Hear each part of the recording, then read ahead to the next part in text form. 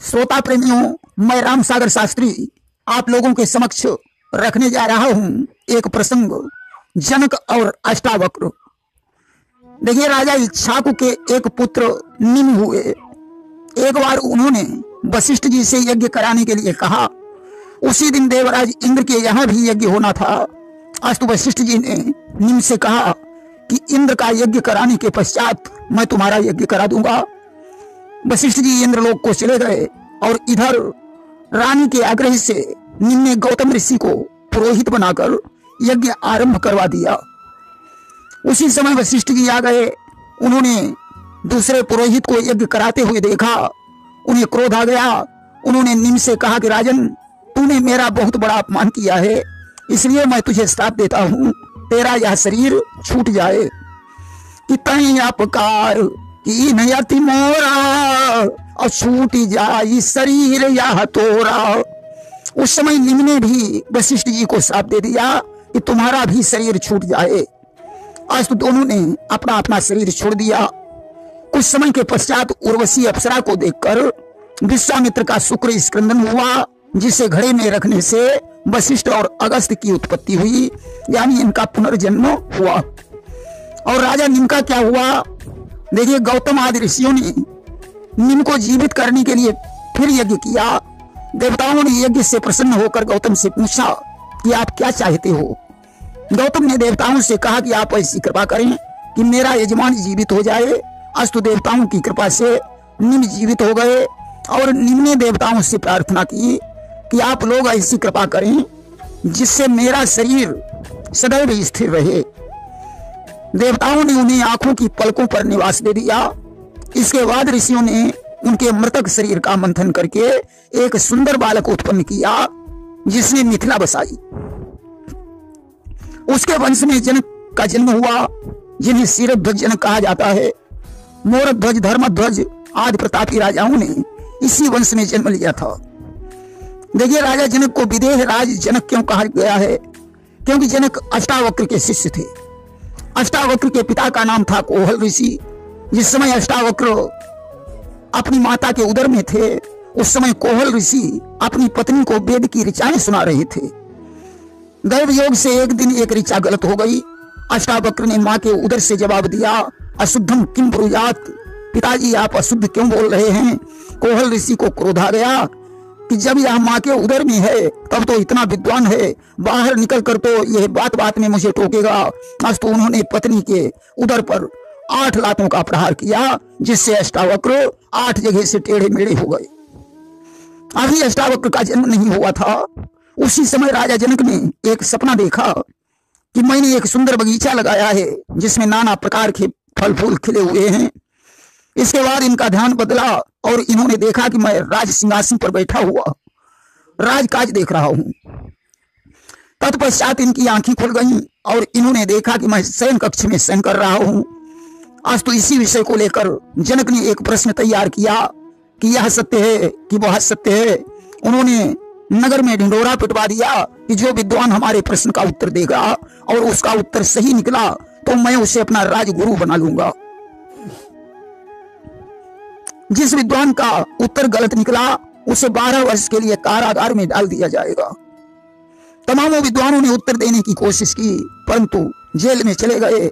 यहां तक कि अष्टावक्र के पिता कोहल ऋषि भी जेल की सजा भोगने लगे। इधर कुछ समय के उपरांत अष्टावक्र का जन्म हुआ। जब अष्टावक्र 5 वर्ष के हो गए तब उन्होंने अपनी माता से पूछा, माँ हमारे पिताजी कहाँ हैं? माँ ने कहा, पुत्र तुम्हारे पिता राजगुरु बनने के लिए जनक के प्रश्न का उत्तर देने गए थे, परंतु उनका कारागार हो गया। अष्टावक्र ने माँ के चरणों का स्पर्श करके कहा, माँ मुझे आज्ञा दो, मैं जनक का राजगुरु बनने के लिए जा रहा हूँ। माँ ने कहा, बेटा बड़े बड़े विद्वान उनके प्रश्न का उत्तर नहीं दे पाए, तुम उनके राजगुरु कैसे बनोगे? अष्टावक्र ने कहा, माँ मैं आपके आशीर्वाद से विजय प्राप्त कर लूंगा, तुम्हें चिंता करने की जरूरत नहीं है। आज वह टेढ़ा मेढ़ा काला कुरूप बालक जनक के दरबार में पहुंचा। उसे देखकर सारे दरबारी हंसने लगे। राजा जनक को स्वयं हंसी आ गई। उन लोगों को हंसते हुए देखकर अष्टावक्र भी हंसने लगे। जनक ने अष्टावक्र से पूछा, भाई तुम क्यों हंसे? अष्टावक्र ने कहा कि पहले तुम मुझे बताओ कि आखिर तुम लोग क्यों हंसे। जनक ने कहा तुम 8 जगह से टेढ़े मेढ़े काले कुरूप हो, इसलिए तुम्हें देखकर हम लोगों को हंसी आ गई। अष्टावक्र ने कहा मुझे इस बात पर हंसी आई कि यहाँ पर गुणों की कीमत कोई जानने वाला नहीं है, सभी चमड़ी की पहचान करने वाले लोग बैठे हैं। इस चमड़ी की पहचान, यहाँ इंसान की कीमत कोई नहीं, बच के निकल जाए इस बस्ती में करता मोहब्बत कोई नहीं। अब तो दरबारियों के सहित राजा जनक खामोश हो गए। अष्टावक्र आगे बढ़े और उछलकर राजगुरु वाले सिंहासन पर बैठ गए। उन्होंने कहा जनक मैं तेरा राजगुरु बनने के लिए आया हूं। जनक ने कहा महाराज राजगुरु बनने से पहले मेरे प्रश्न का उत्तर देना होगा। अष्टावक्र ने कहा मैं तेरे प्रश्न का उत्तर भी दूंगा, परंतु मुझे प्यास लगी है, इसलिए पहले थोड़ा जल पिला, इसके बाद अपना प्रश्न पूछ। जनक ने एक सेवक से कहा जाओ 1 लोटा जल महाराज जी के लिए ले आओ। सेवक जल लेकर आया। अष्टावक्र ने वह लोटा जनक के ऊपर पटक दिया और उन्होंने कहा मूर्ख जनक, सेवा करना कोई आसान बात नहीं होती है। अरे जब तुम मुझे अपने हाथों से जल नहीं पिला सकता है तो मुझे राजगुरु कैसे बनाएगा। जनक आज स्वयं जल लेकर आए। अष्टावक्र ने जल पिया और बोले राजन अब तुम अपना प्रश्न पूछ। जनक ने कहा महाराज यह सत्य है कि वह सत्य है। अष्टावक्र ने कहा मूर्ख जनक, पहले प्रश्न पूछने का तरीका सीख ले, हाथ जोड़कर मेरे सामने खड़ा हो जा और तब अपना प्रश्न पूछ। जनक ने हाथ जोड़कर कहा महाराज यह सत्य है कि वह सत्य है। अष्टावक्र ने कहा राजन तू पहले भी सपना देख रहा था और अब भी सपना देख रहा है, इसलिए न यह सत्य है न वह सत्य है। सत्य है तो सिर्फ ईश्वर का नाम सत्य है। देहेस्तिमान सुरुधिरे भीमतिम तेजे तुम जाया सुतादि सदा ममताम विमुंच पश्यानि समजगदिदम क्षणभंग निष्ठम वैराग्य राग रसिको भवभक्ति निष्ठा असारम निरम खलु संसारम। यह सारा संसार ही सार है, ये भी ठीक उसी स्वप्न के समान है, इसलिए न स्वप्न की बात सत्य है और न जो तू अब देख रहा है वह सत्य है। जनक ने उसी समय चरणों में गिरकर अष्टावक्र को प्रणाम किया और अपना राजगुरु स्वीकार कर लिया। अष्टावक्र ने जनक को आदेश दिया कि जेल खाने से सभी विद्वानों को बंदी विमुक्त कर दो। राजा जनक ने सभी विद्वानों को जेल से बाहर कर दिया। कोहल ऋषि अपने पुत्र को पहचान नहीं पाए, उन्होंने अष्टावक्र को धन्यवाद दिया और घर चले गए। अब अष्टावक्र ने जनक से कहा राजन इस राजपाट को अभी छोड़ दे, घोड़े की लगाम पकड़ और चल मेरे साथ। आज जनक को एक जंगल में ले आए, कहा घोड़े की लगाम पकड़े हुए एक पैर से खड़ा रहे, एक दीपक जलाकर जनक के दाहिने हाथ पर रख दिया और कहा इस दीपक की तरफ देखते रहना, दीपक बुझना नहीं चाहिए, जब तक मैं लौट कर ना हूं तब तक मेरा इंतजार करना। इतना करने के पश्चात अष्टावक्र वहां से चले गए। राजा इस तरीके से कई दिनों तक खड़ा रहा। अष्टावक्र जब लौट कर आए तब तक जनक विदेह बन चुके थे, उन्हें अपने शरीर का भान ही नहीं रह गया था। अष्टावक्र ने कहा राजन आंखें खोल, तेरी परीक्षा पूर्ण हो चुकी है, अभी तक तू जनक रहा, आज से तू विदेह राज जनक कहा जाएगा। इस तरीके से राजा जनक विदेह बने। इनका विवाह सुनैना के साथ हुआ था। जनक जी पूर्व जन्म में हरदेव नाम के ब्राह्मण थे, इनकी पत्नी का नाम कनकलता था।